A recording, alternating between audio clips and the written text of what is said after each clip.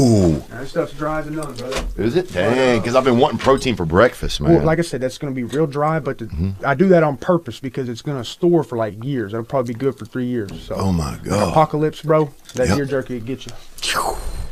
Come on, right B. There. Get you some of that Jocko, baby. Oh, that milk, son. That shit'll make your dick bigger. Oh, damn, my dick's pretty big. Well, that or I had on glasses, one of the things. She'll exchange. Because you're so used to that, you think? Absolutely. Yeah. When it works so long, you know what I'm saying? It's it works. You know, if it ain't broke, don't fix it. But she ran into a different stylistic matchup.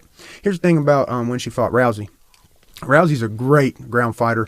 In my opinion, Rousey is probably the best woman ground fighter that there is out there. Actually, if Rousey and Pena get into it in a ground fight, well, first off, that'd be sexy. But second off, I'd be second row. I'm sitting in the front row because I want to spend some time with myself. Right. You know what I'm saying? I want a little camouflage, that's baby. Right. Yeah. Well, second off, I think that Rousey will probably win eventually because of the submissions. I do not against Pena. Against Pena. But here's the thing: Rousey could not get Amanda to the ground. You know what I'm saying? She has that straight up kind of grab them and clinch style. Pena has a style where it's like shoot under and grab the legs, which works amazing if you're talking about a power puncher. Right. Because a power puncher, when you swing, you open up all the openings for that. Like when I'm fighting a power puncher, I'm not thinking, oh, I hope he don't swing hard. I'm thinking, I hope he swings as hard as he fucking can. I'm gonna shoot. And get them legs. Now, if you're Ronda Rousey, you don't go for the legs. She don't do singles and doubles. She has to go against her opponent in a straight line. That's where she fucked up with Amanda Nunes, bro. She tried to just close that distance without any type of entangling of the hands, no distractions, no nothing. She didn't reach the hands. She just tried to go straight at her.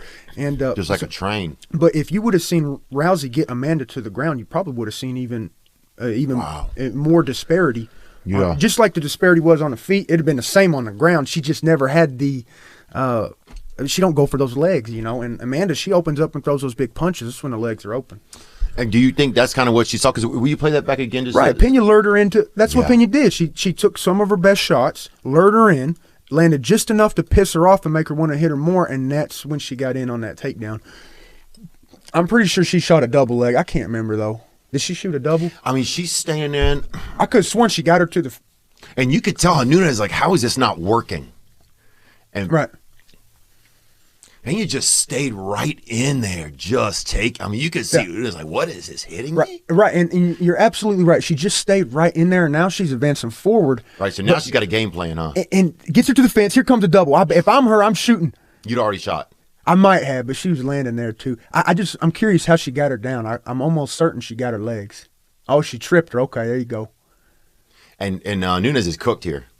Yeah, but this ain't her game plan. No. And think about it. It's probably been 5 years at least since she's been in that position in a fight, bro. At least 5 years. When she choked, it wasn't a choke, right? It was a neck. What was the? Well, it was. Go back to that last few seconds there, brother. It was probably a choke as well, but if it wasn't on the throat, you could still choke somebody right here on the face and the nose. Yeah, what does she have? Or you can't really. Maybe she is under there. Man, bro, it looked like she was up on her nose and her mouth. But I don't, and didn't look like she was on the neck to me either, you know. But I've got and that was shock. Yeah, I got a buddy back home. He's actually a 25er, but there's something about the way that, like, you know how ants, they can lift like 10 times their own body weight or something. Yeah, I never seen it, but they say it all the time. I guess there's videos of it probably. Yeah, bro, like, little dudes are like that too. Like you get a little 125er, he can squeeze almost damn near as hard. Actually, in certain positions, a 125er can squeeze just as hard as a 150 pounder. Had more weapons in his arsenal, and that's what it came down to. You know, like here was a telling sign for me too. During a fight, when Oliveira got that first takedown. Here's the difference, okay? Oliveira gets dropped. What does DP do? Tries to knock him out. No, he lets him up, didn't he? Let me think. I swear he let him up. Yeah, maybe he let him up, huh? And it's just like, he is a lot better at the boxing, but this is in Poirier's mind. He's thinking, I'm gonna knock this guy out with boxing. But yeah, I think that's his natural first thought. It's his natural first thought is I'm gonna let him up and box with him and knock him out some more. I'm gonna drop him again.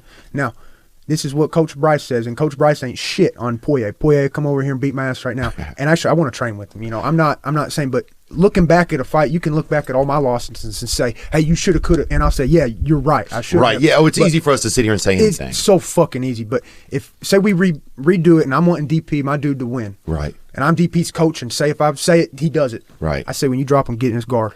Grind out that first round. Maybe you're not going to finish him probably unless you hurt him real bad because Charles got that guard. But do not ever be scared to engage on the ground with an opponent. Yeah. That fear will manifest itself. I promise you. And it's not saying he's not afraid of Charles Oliveira's ground game. That's not what I'm saying. But it's more like too much respect.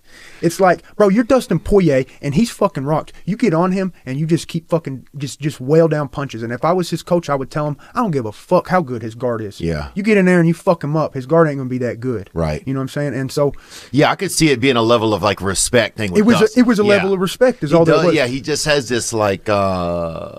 There's like he has this mutual kind of thing. Yeah. And like I said, he wanted to knock him out with the boxing. Yeah. But if I was coach, I'd be, Dustin, go in there, get in his guard. You know, keep him down and just win the rest of that round, conserve a little bit of your energy. Right. Then the second round, I believe that Oliveira gets DP down. And this is what. Yeah, that's when Oliveira got him down and was throwing those elbows. They weren't landing like, it didn't look super flush, but I'm sure they were. Bro, they hurt, bro. When they hit you in the teeth, you could feel it because they were landing right here and here, and you know, those elbows hurt, you know. But he had a body triangle locked around his body, and you can do that every now and then, you know, because to kind of recover or anything. But I think he held that body triangle. He was actually holding himself in that position. Oh, and Dustin was the whole time. Damn right. So it's having to gas him out. Well, Dustin was kind of trying to keep his body close to him, I think, so he didn't have that distance to attack. Because he didn't want his back to get taken. Yeah. And so I would tell him, I'd say, Dustin, open that body triangle. You cannot, how can you stand up on your feet if they're locked around your opponent? I say, Dustin, you got to knock this guy out, or you got to at least bust him up. You got to open your legs up, and you got to fight to get up. Now the problem, because if he opens his legs up, then what's possible? Putting his feet on the ground, planting them, and getting up. Getting back up. Now the risk there is that Oliveira circles to his back or grabs a headlock. But here's the thing: would you rather the dude choke you out with the rear naked choke, or get you in a guillotine on the way up? Or would you rather sit and lose that round by round by round with that body triangle? And, you know, I've done a lot of bad things in a fight, but I think when he looks back at it, he'll say, you know what? I'm not going to do that body triangle no more. I'm going to get back to my feet if my opponent gets me down, because he was kind of keeping himself there in that position. But it all came, all those things you saw was the man. Front row, dude. Like, Dana is literally like 4 feet away. So I'm watching him like sit there, like, he's kind of watching on his computer, and then he's on his phone sometimes. Or like, he had a young fighter, I think from Brazil or from another country, that came up that was sitting there watching the fights with him for a little while, this female fighter. Halle Berry was next. I saw that. Spade. Is that her boyfriend that was with her? I think that's maybe her boyfriend or husband. Probably an actor. Yeah, Van, I think is his name. Yeah, I saw her there with another guy. I think. I couldn't hear it. It was a little loud in there, but. And then Tommy Lee. Is that the closest you've been to the fights? That really was, because I'd sat in Joe Rogan seats before, but I'd never. But this, I mean, it was just as close. Plus, you got a good friend fighting. You know, that's dude, fucking different, bro. I was amped. Yeah, I was so amped, bro. Yeah, it's amazing. I think when you become UFC's become my favorite sport in the past 2 years. Absolutely. I realized that during the pandemic. Absolutely. Like, damn, this is my favorite sport. Like, there's when you really get into it, it's like there's not other sports with the consequences or the rewards. You know what I'm saying? It's like, it's so. Like, I can't watch a football game and like I don't feel nothing. Right. You know what I'm saying? I'm like, where's the guacamole? Yeah. You know, where's the cheese dip? Yeah. I'm here to eat.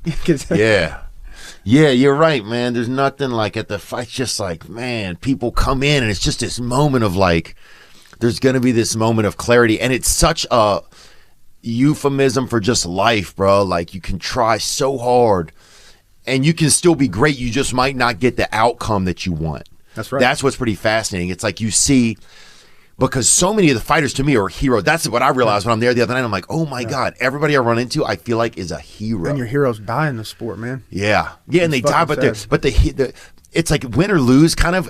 They're still the hero. Oh, they're still the hero. Yeah, right. It's still the hero, but it's like that letdown is like, it's like when one of my buddies loses, it's like, man, I feel his pain for him. Oh, you know what I mean? Yeah, dude, I was teared up after Dust. It's like, oh, you just know that people want, you know, that there's this, I think everybody at times carries like a storybook idea of the way they think things are going to go or they could go. Mm-hmm. and you see so much evidence that it's gonna be like this. And it could be anything. I might win a fight. I might get married. I might have a child, you know. And then whatever things happen that God wants or whatever the way it shakes out, it's just not how it shakes out. And it's just there's so many like intense moments of, it's like life just, it's such a fucking life that happens on those nights when you guys are doing those fights. It's such like I think that's where I can relate the most as a human. You're relating on a human level. Because you're like, man, there's wins and losses right here, and there's dreams, and there's, especially talk about wives and children. A lot of those fighters, they really need that for their kids. You know, it's holiday time, and the best deal in wireless is available. You know, wireless, the prices are crazy. 107. Would it be easy for Barboza? Would it be easy for Oliveira to get Gaethje onto the ground? You're saying that would be the harder step to get him. It would be a stand-up fight. It wouldn't go to the ground. I don't think. And then wonder what happens with Chandler in that division. Because you got that Kismat, I'm not sure. Kazmat Shemaiah? Yeah. Nah, he's a wow, and you can say it. 85er. Damn, I feel like a damn idiot. Damn, dude, I feel like a damn idiot. Oh, he's 85? He's an 85er, I believe. Or, no, I'm sorry, he's 170. But, no, is he? Yeah, he's 70. Bring up the lightweight, UFC lightweight top 20 rankings if you can. But he actually had a grappling match with the 185-pound guy and beat him at grappling. You know, so he could actually get in there and hang with those. That's the Islam guy, right? No, that's Islam. what I'm thinking of. Islam. Okay, Islam. He's 155, isn't he? Yeah, I think he could beat Oliveira. He's coming up. That dude's coming up. I mean, he's won. Yeah. I think he's undefeated. Or maybe he might. I think I've seen a video of him getting knocked out. Yeah, maybe he has one loss. Now, the video also could have been some dude like photoshopping it or whatever, That's like chopping it up. But I did see a video of him getting knocked out. Like I said, could have been a fake video, though. I didn't keep up enough. Scroll down some. Let's scroll down some. There he is, right there, number 4. Does he have any in this rankings? Does he have any losses next to his name? He's 21-1. Okay, that was the one that I saw. That might be overall. So 10-1. It looks like in the UFC. And then I saw that one where he lost, but bro. So I mean, who's he fighting that? So Dustin would probably have to maybe fight that guy. And that guy is a pure. He's like a Khabib style. Absolutely, and throws more kicks and punches than Khabib does. I see. Man, so that's crazy. I see him beating Oliveira. Yeah, I could see that guy, because that guy seems like just like nobody's doing kind of exactly just what he's doing. Exactly. There's like he's got so many spots where if he gets that fight to, like those other guys don't fight in those positions. Right. You know what I'm saying? And it's like, whereas you look at like a Gaethje and a Poirier, like they're both elite level fighters, but they're elite in kind of the same discipline. Like they're both good boxers. Overall, the same discipline. Yeah, they're kind of the same. Not really. You know, DP he switches stances and flows. I think a little on a different level. He's a little more fluid than Gaethje. He is, but just the way that they box and power punch and kick the shit out of you, it's real similar. God, it hurts when I think about it. There's nobody in that division similar to Makhachev. You know, right? That's what's interesting. That's what's scary about him. It's like when somebody brings something to something that shouldn't be there. Yeah, you know, exactly. Like, damn, he's the only one that's got this thing. Exactly. You know, like people's eating dessert and somebody brings in a damn chocolate pecan pie. Yeah, somebody brings in a chocolate pecan. Like if everybody's having ice cream and one dude rolls up with a chocolate pecan pie, everybody's gonna be fighting over that shit. People gonna be at least looking over at him and be like, damn, he got that.